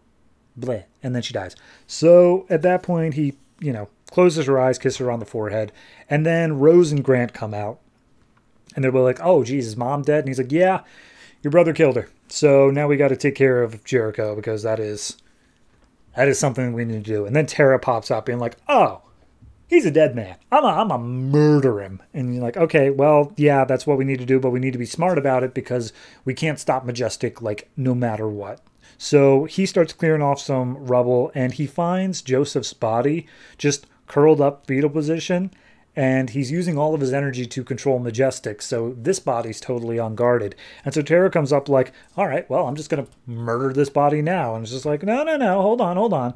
His mind is in Majestic, and if you let it be in there when you kill this body, he'll get to stay in there forever, so he'll win. We got to be smart about this. And so Tara's like, okay, well, you know what? I'll get Majestic's attention. And she uses her power from this base to basically form a giant earth hand that comes up out of the ground, grabs Majestic, and just starts dragging him down into the Earth's core. And Majestic is like, oh, okay, Tara, well, if you let me go, I'll let you go free. I'll let you live. But if you keep doing this and I don't die, I am going to be so pissed off. And Tara's like, all right, well, now we got his attention. So what's the next part? And then all of a sudden the earth starts shaking. They're like, Tara, stop it. You're scaring us. And she's like, that's not me.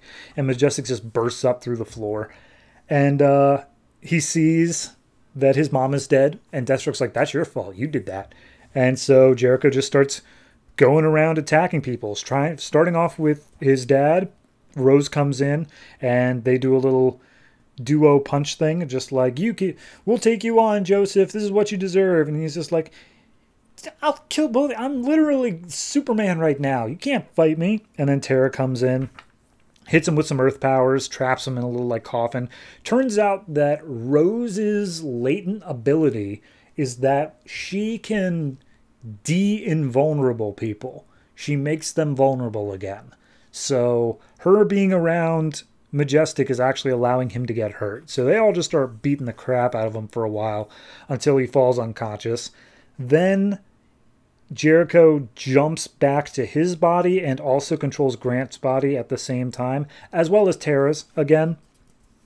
And then as Tara starts blasting off all of her earth powers, Deathstroke's like, all right, enough of this. She's kind of a problem now. Just gives her a concussion, knocks her out. And then Joseph jumps behind Grant's body. He's in both of them. And he says, hey, if you come after me, I'm going to slit your own son's throat. And Deathstroke's like, that is not a good enough bet. And so he lunges forward and shoves the sword through both of their throats simultaneously, killing both of their sons. And Rose is crying out, please, no, Dad, don't do that. But hey, he did. And then Rose starts charging after him, saying, what have you done? He just kicks her in the face as well. He's just like, yeah, I know what I did. I'm that kind of guy. I'm the kind of guy who's going to destroy his entire family just to buy the whole planet a little bit more time. That's the kind of guy I am. And so the final page is a cleanup crew from Argus after the fact. I will say, one of the guys definitely has green eyes, so that's a thing. And they find Majestic's body still unconscious. It's actually full of sedatives now, so they can easily transport it away. And they're just going to try to rehabilitate him, and worst case scenario, throw him in a jail and throw away the key. And they say that Lynch cannot be found anywhere. They don't know where he is, and if he is truly dead, then the worst Team 7 threat at large is still Slade Wilson. And God help whoever has to go find him. I didn't dislike it. I mean, I didn't like it, but I didn't dislike it. It felt like it got sidetracked. It felt like there was a whole idea they were building up with Deathstroke. I mean, remember that part where like someone attacked Deathstroke and they actually managed to hold their own and almost get over on Deathstroke? And then we just forgot about that. Like, it feels like they just got sidetracked, and it's probably because they were told, hey, your book is ending. And so they had to just kind of piece it together of like, okay, we've got this big story we wanted to tell with Team 7 and Majestic and the Ravagers. And so we just kind of got to push it all together and hope that it comes out in a way that makes sense. And I think for the most part it did. With this being the finale of all that, it's kind of like, okay, I guess not great. I don't really know how to put it besides that. Is that it's just fine. Like, it's not an amazing Deathstroke story. It's not even an amazing superhero story. It's just fine. It felt like if this is everything you were building to, I'm a little let down. But I also think that you were kind of put into a corner and you were forced to write the book like this. So, yeah, we'll see. Overall, I'm going to give this one a, I don't know, I'll give it like a 6.5. It's so, you know, it's just 6. I was going to say 6.5 is not too much. And I know they relaunched Deathstroke pretty soon afterwards, but for a finale for Deathstroke, this is just kind of a, I don't know, it's just a disappointment is the best way to say it.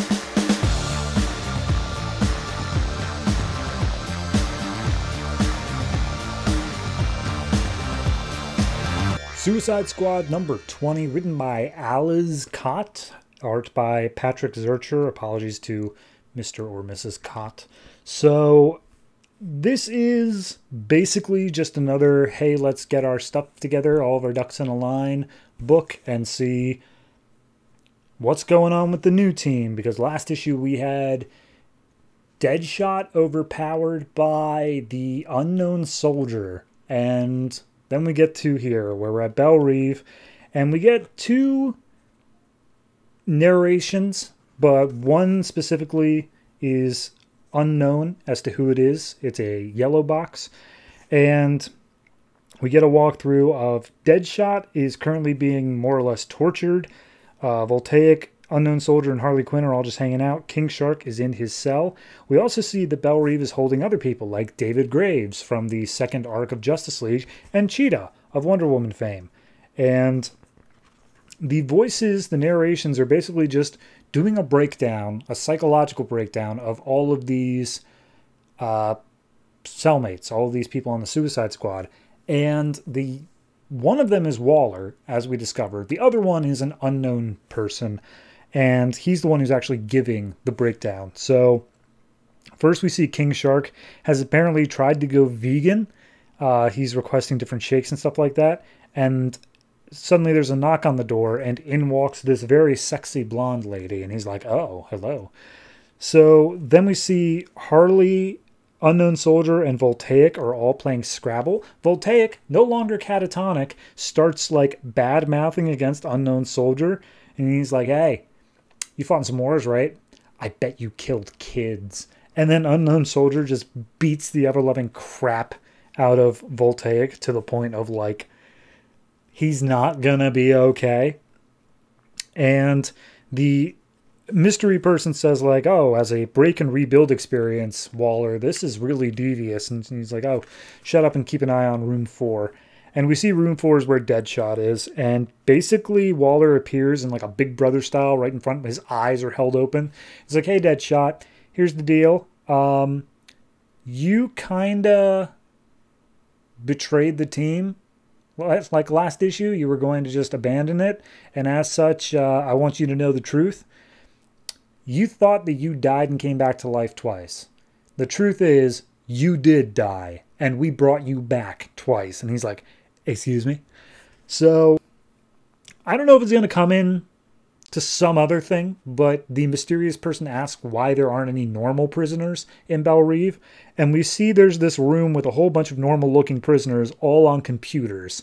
So that might be a thing worth bringing up. But then we go back to King Shark and the blonde lady, and apparently the voice, the mysterious person is saying like, yeah, here's my breakdown of King Shark. He was abused by his father. He never understood his son.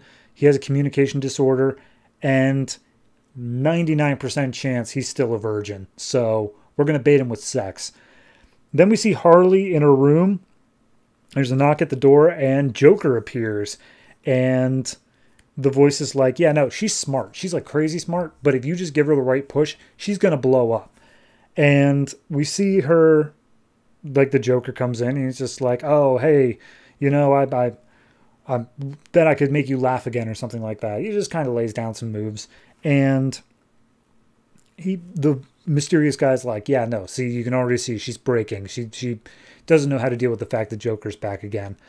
So then we have Deadshot being told what's up, and apparently it's a serum called the Samsara serum, where no matter how often they die, they will be brought back and they will serve their sentences. So that's disappointing. We see Unknown Soldier making his way down a hallway to Harley Quinn. Turns out this guy isn't the real Joker, obviously. This is a guy from like a Joker fan club who looks kind of enough like the Joker. And so he breaks character and says, heck, hey, look, I'm not the real thing. Could you give me an autograph? Like, could you please sign my chest? And she's like, geez, okay, that's weird. So then we go back to King Shark, and the woman who was set there to, like, give him some sexual pleasure slaps him across the face, calls him a freak, and he just devours her. Turns out she's a robot. So they aren't all totally evil, but that allows King Shark to be shocked horribly. And they're like, oh, did you notice when he was biting her in half, he had tears in his eyes? He was sad because he wanted it to be real, which is so messed up. So Unknown Soldier breaks into the room where Joker and Harley are. He blasts the fake Joker's brains out.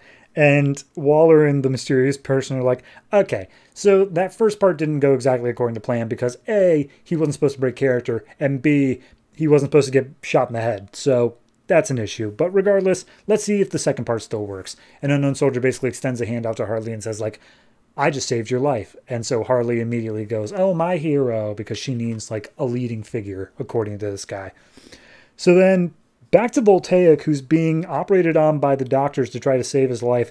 They pump him with the Samsara serum. Turns out they did it too much. His body just explodes with electricity and blood everywhere. And one of the doctors is like, okay, someone needs to call Waller because we are so dead. And then we get to the end where Waller's basically like, okay, I enjoyed your little psychological thing on all my guys. You're hired on. And he's like, well, I don't really have much of a choice. Gotham was practically drowning me.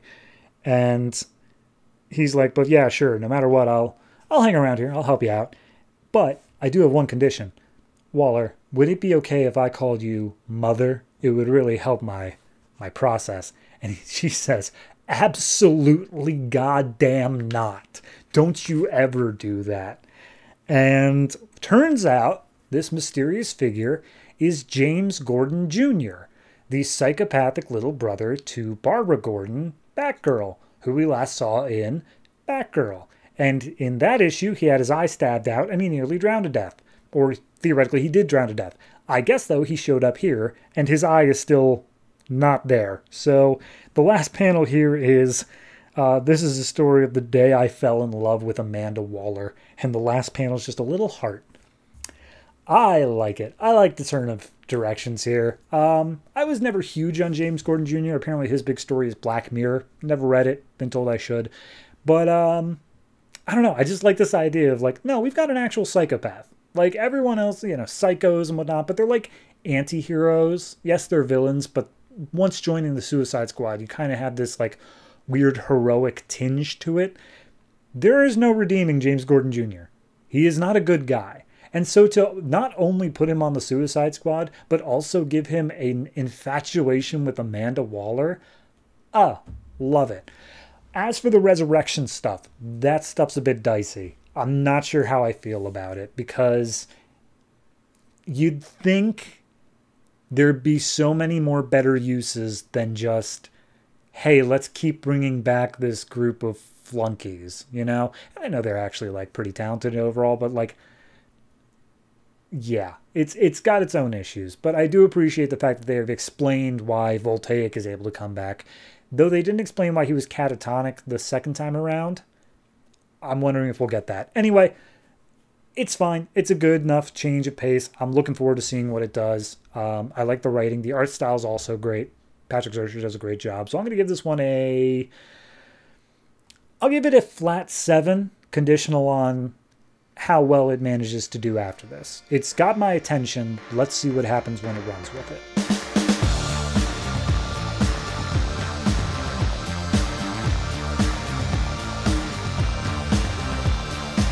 Constantine number 3, written by Ray Fawkes and Geoff Lemire, art by Renato Guedes. So last issue, Constantine got his hands on, I think it was the needle?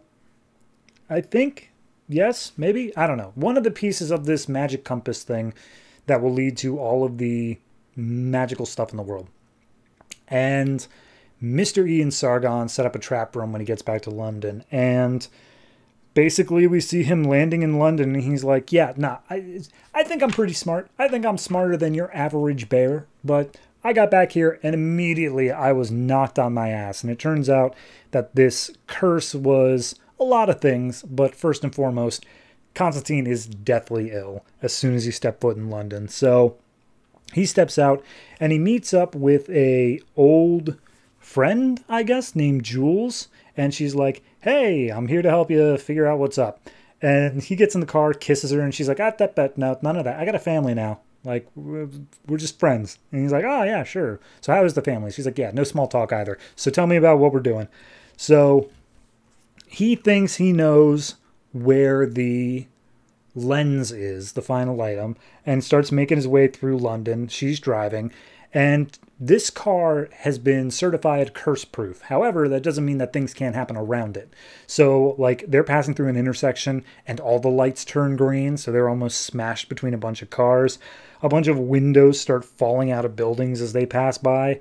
And then finally, they enter into a trap called a snare, which is as John later explains it, a pocket universe dimension thing within London. Every city's got one, made up of overflowing nightmare energy. So it's just a horror-filled place of like people all hanging themselves and just crazy Doctor Strange geometry.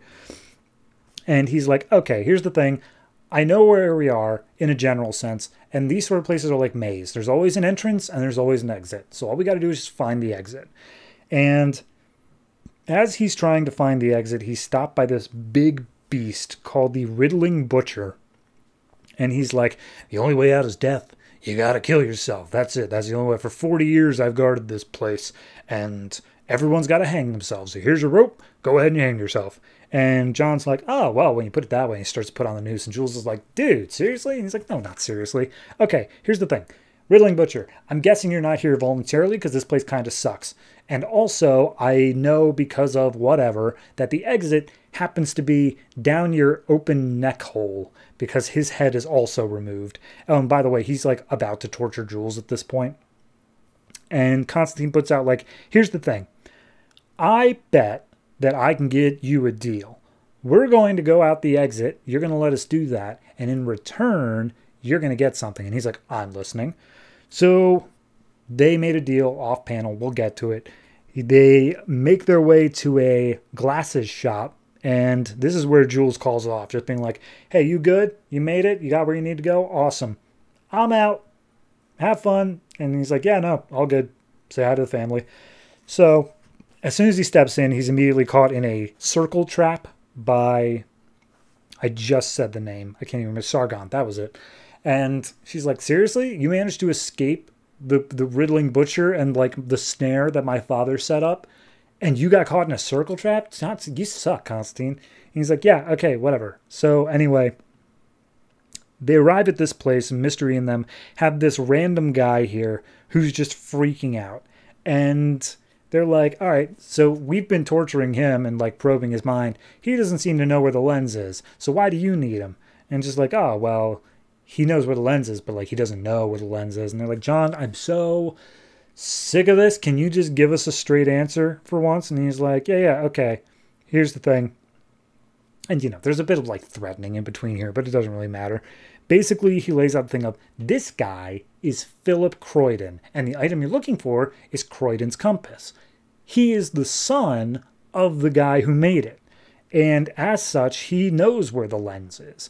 And all you need in order to work it out is to put the lens in front of the needle and the dial, and the compass will activate. And they're like, okay, well, it's a glasses shop. Which one of these lenses is it? And he's like, you don't get it. It's one he never leaves without. It's the lens in his eye. And so as he's doing this, John puts his plan into place, and the Riddling Butcher immediately bursts in through the wall and starts attacking Mystery and Sargon. And apparently the deal was, because John already figured this out, was that if he likes poking out people's eyes so much, because that was the way he was going to torture Jules, he goes in and he just has to stab out Philip Croydon's eyes. So that way, nobody can have the compass. There will always only now be 2 parts. So, yeah, he does that. And the Riddling Butcher is then like, all right, so I'm free now. Thanks for that. And then he looks over at Sargon and he's like, wait a minute, your dad's the one who put me in that horror-filled nightmare world. Oh, I'm going to have some fun with you. And so Sargon has to fight off the Riddling Butcher, and Constantine's just like, well, anyway, I'm out, peace, and he just leaves. And the curse is still there, though. He's still unable to step foot in London without being, like, horribly, horribly ill. So he uses the snare, now that it has a new exit, now that the Riddling Butcher is gone, to then basically take a shortcut out of London, so he doesn't have to worry about it anymore. And he makes his way back to New York City. He then puts away the compass and he just sits down for a while and he's like, you know, I bet my enemies are still planning on what to do. I still have pissed off the Cult of the Cold Flame. Mr. E and Sargon are surely still alive, so I guess I gotta get to work. And he pulls out what appears to be like a magic knife and he just aims it at the camera. I gotta say, I expected this story arc to be a lot longer. I expected to take up the whole of this trade. The fact that it's just a 3-issue long arc just to get you introduced to things, I'm not opposed, but I'm just surprised. It was good. I think the art is great. I do want to say that the covers, no offense to the cover artist, really not my style though, and definitely not indicative of what is inside the book. So if that's turning you off, just know it doesn't look anything like that. It actually looks pretty good. Beyond that, I mean, this arc was basically just to show Constantine has enemies everywhere. He is actually very quick thinking and smart, and he gets into a lot of trouble. I mean, that's basically the gist. And also, he has no regard for other humans' lives. But that kind of goes with the has enemies everywhere and is quick thinking and smart, because clearly you can't be self-serving, or you can't be selfless in that sort of situation. So overall, I'd say this particular issue set up, or it paid off some of the setups from before. So it was it was solid. I'll give it like a flat 7. It's good. It's not great. I don't really know what more to say about it than that. I do look forward to what comes next, but it doesn't give me any hints of it besides Cult of the Blue Flame might just be, or Cold Flame? Red Flame? Cold Flame. Cold Flame is just going to be a recurring villain. So, looking forward to it.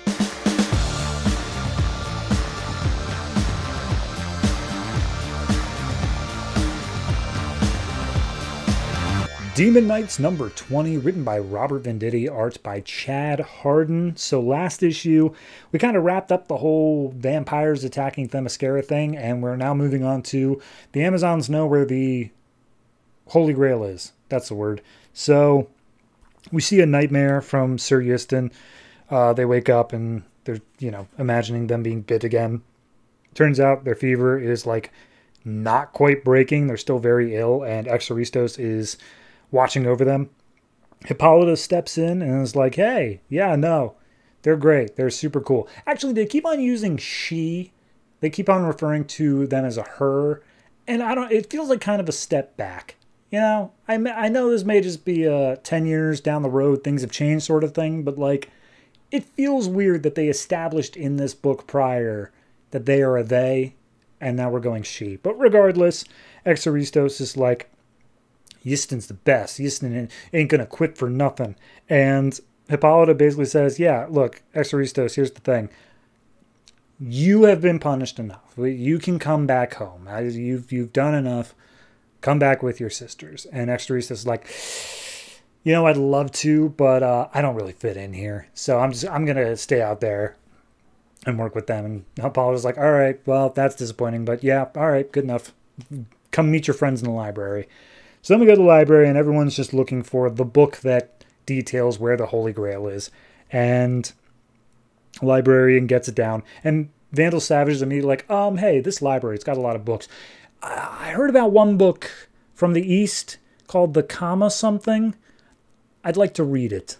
And he's like, yeah, Kama Sutra, it's over there. Just go away. So Vandal immediately runs off for that.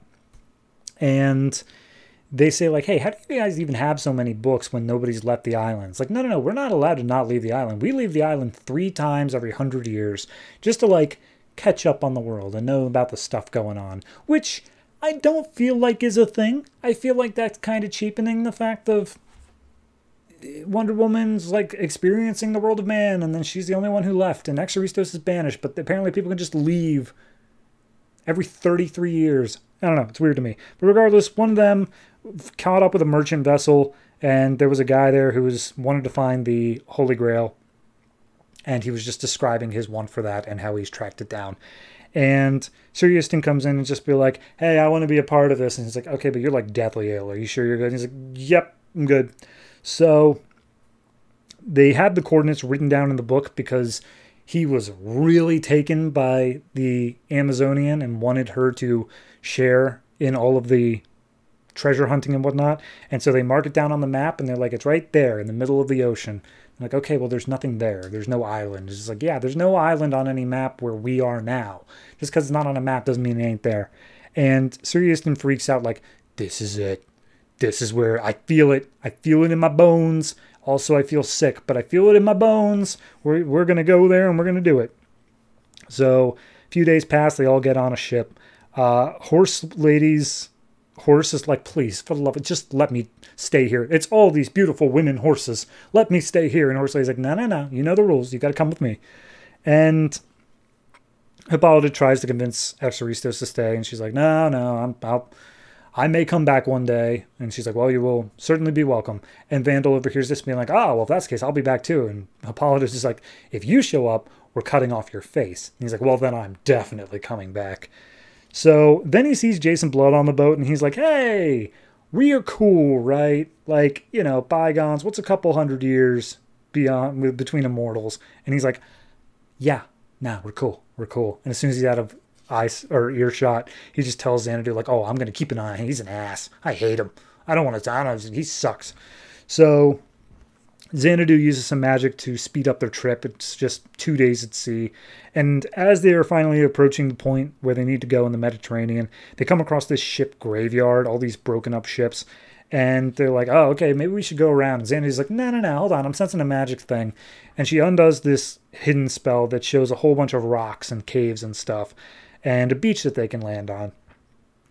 And when they get there, it's like, okay, well, there's nothing here, so I guess we'll just rest here for the night and then ship off in the morning. And then immediately, not even like before the sentence is done, Xanadu is captured by a giant tentacle.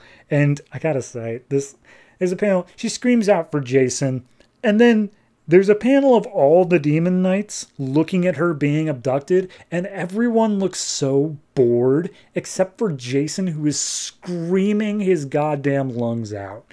It is hilarious. But anyway, they all run into the cave. Jason turns into into Etrigan to save Xanadu. And when they get in there, there's a giant like octopus monster called the Architeuthis. Apparently they're surprised that it exists. So they start attacking it. Nobody's able to break through its skin. It is like 100% invulnerable. And finally they do a bit of teamwork. They have they have Exoristos take Sir Euston's sword, plunge it into the monster's forehead, not enough to wound it, but just to get it in there, and then Xanadu uses it as a lightning rod for her magic, and its brains just fly everywhere. And they're like, alright, we did it. You know, not that big of a threat. Demon Knights for the win. And Exoristos discovers a wall with a whole bunch of like hieroglyphics on it. And Xanadu has to translate what it means, and it's like, oh, these are from Merlin. These are Merlin's runes. And lo and behold, dead center up at the top, she's like, whoa, hold on. I recognize this one. This is the glyph for the Holy Grail. And it's just a picture of a cup. Like, yeah, clearly that's the, what else would it be? Like, I could have figured that out. But regardless, that's the issue. Dead stop, sudden stop. I was just surprised when it ended because I was reading it digitally. So, yeah, it was something. I wasn't huge on the art. Nothing bad against Chad Harden. It looks okay. It's fine. But every single character has these like really defined cheek lines. And I'm just not a fan of that because it looks like everyone's skull is just like, it's just skull and skin draped barely over top of it. So not a huge fan of that. Beyond that, I mean, it's a capable enough next step. Obviously, we were always going to discover where the Holy Grail was. That was the whole thing of Sir Euston's quest. So I'm okay with that. I do wonder how much Sir Euston being bitten is going to play into it, because it seems kind of ignored at this point. Like, it seems like we didn't actually want to do this, and it's just kind of something that was forced upon us, and now we're just working our ways away, especially when they made the point of all of these Amazonians were bitten, and they like immediately turned. And yet Sir Euston, for some reason, just a normal human, with immortality, mind you, but still a normal human. Yeah, whatever. You just fight it off for a couple like days with no signs of being ill at all. It seems a bit weird, but I'm not that hard pressed about it. So overall, I'm going to give it a flat 7. It's okay. It's not great. I think the comedy beats the like little bits of humor, especially like Vandal Savage going after Kama Sutra. Fantastic moments. I'm enjoying them. But it is taking a dive in plot and art a little bit. I'm not as big as I was earlier on in the series. So hoping they can turn that around. We are approaching the end here. We only got like 3 more issues. So I hope we can get something out of it. But if not, we've had a good run.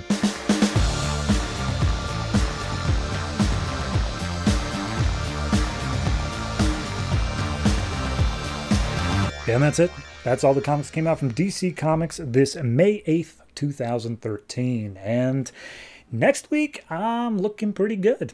I will say it's a bit of a weird week. There are only 11 comics coming out next week. But what's weird is Batgirl got pushed onto this week, which means that 6 out of the 11 comics are all part of the Batman family. Just to walk you through that real quick, that is Batgirl, Batwoman, Birds of Prey, Catwoman, Nightwing, and Red Hood and the Outlaws, all issue 20, all coming out on the same week. The remaining comics are Supergirl 20, Wonder Woman 20, Legion of Superheroes 20, Justice League of America's Vibe 4, and Sword of Sorcery 8, which is the finale to that series, and I am going to be very sad about that. But that means that more than half the comics are Bat-based.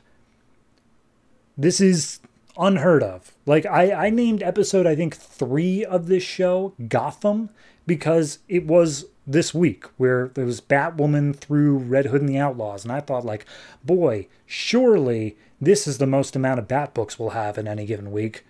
And then they just decided, screw you, we're just going to put them all here. This is where everything that doesn't have Batman in it is actually going to end up. So that's happening. But the one thing I hinted at the beginning, if you were actually listening, is that because this is a later week, and because I have foresight and I know what is going to happen in the weeks ahead, I'm actually going to move one of the backup stories that I would be covering at week 5 up to next week. So I'm actually going to be covering the backup story to Sword of Sorcery, which is the Stalker backup story, next week, rather than waiting until week 5, because week 5 is just jam-packed. Not with normal comics, but with the massive amount of backup stories that have built up over the past, 5 months. So yes, it's necessary. I have to cut back wherever I can. So next week, you will have a single backup story in the form of Stalker.